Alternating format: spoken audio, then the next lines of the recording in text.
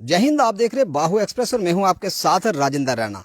एक कहावत जो है हमारी आज की स्टोरी पे बिल्कुल दुरुस्त बैठती है, जिसमें बताया ये जाता है कि छाछ बोले तो बोले, छलनी क्या बोले जिसमें हजार शेर।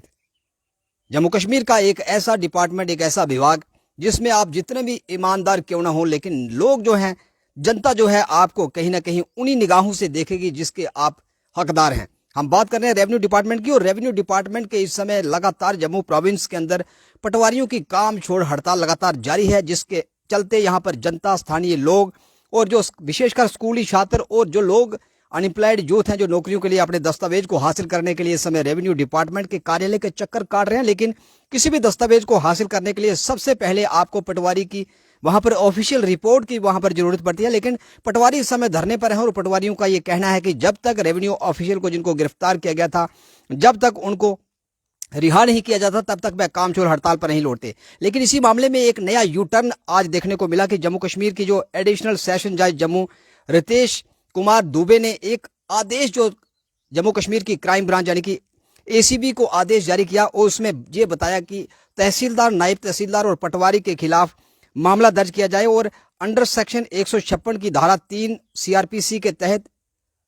तहसीलदार, नायब तहसीलदार और पटवारी के खिलाफ मामला दर्ज किया जाए। पूरे मामले की घटनाक्रम की सुनवाई के दौरान जो एडिशनल सेशन जज जम्मू रितेश कुमार दुबे ने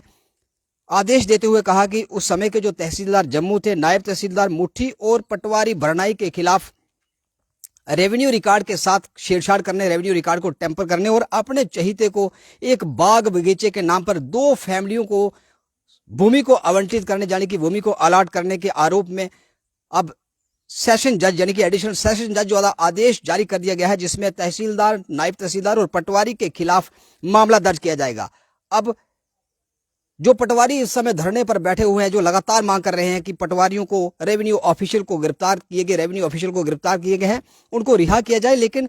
एडिशनल सेशन जज जम्मू के द्वारा एक नया आदेश जो पारित कर दिया गया, जिसमें एसीबी जम्मू को कहा गया है, पहले जो मामला दर्ज हुआ था, जो एफआईआर लगी थी, उसमें divisional commissioner Jammu doctor Raghav Langar के आदेश के बाद मामला दर्ज हुआ था, एफआईआर लगी थी और इन्वेस्टिगेशन जो स्पेशल सिट बनाई गई थी एसआईटी के द्वारा मामले की जो जांच शुरू की गई थी, जिसके बाद कई एक नाम जो थे, कई एक रेवेन्यू ऑफिशियल के नाम, कई एक प्रॉपर्टी डीलर के नाम खुलकर जो सामने आए थे, जिसके बाद मामला जो था कोर्ट के विचाराधीन था। और एडिशनल सेशन जज रितेश कुमार दुबे द्वारा आज एक नया आदेश, जिसमें एसीबी को डायरेक्ट किया गया है, एसएचओ एसीबी को डायरेक्ट किया गया है कि आप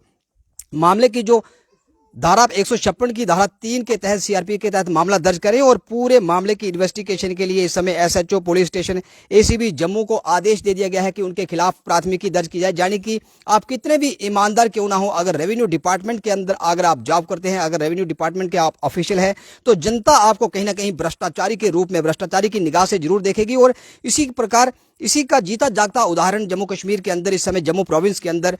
एक बड़ा आदेश, बड़ी कार्रवाई जम्मू के डिविजनल कमिश्नर एडमिनिस्ट्रेशन के द्वारा जो आदेश पारित किया गया था, जिसमें रेवेन्यू रिकॉर्ड के साथ हेराफेरी, रेवेन्यू रिकॉर्ड के साथ छेड़छाड़ और रेवेन्यू रिकॉर्ड को टेम्पर कर अपने चहितों को,